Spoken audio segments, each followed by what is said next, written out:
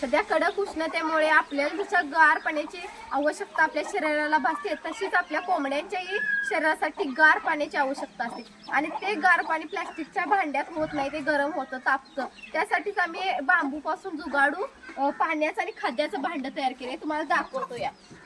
हे असं आम्ही बांबूपासून कट करून हे टिकाऊ आणि भांडं तयार केले आणि चला तर मग तुम्हाला आमच्या कोंबड्यासनी घालून दाखवतो कशा खाद्य खात्यात आणि पाणी थंडगार पित्यात, त्यांना आवडते का ते भांडं. बघायचं आम्ही आता भांडं सेट केले आणि हे कड्याला 2 पाण्यासाठी केलेत आणि हे मध्ये खाद्यासाठी.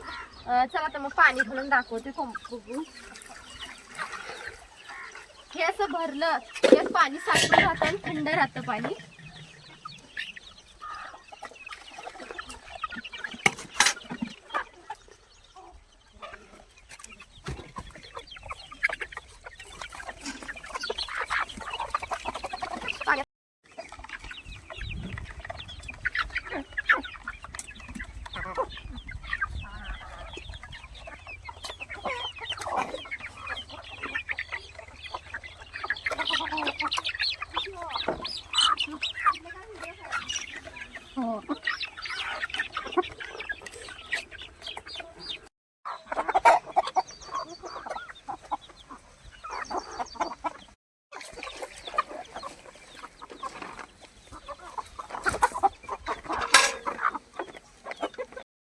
आमचे हे जुगाडू खाद्याचं आणि पाण्याचं बांबूपासून बनवलेलं भांडं तुम्हाला कसं वाटलं नक्की कमेंटमध्ये सांगा आणि आमच्या चॅनेलला नक्की सबस्क्राईब करा.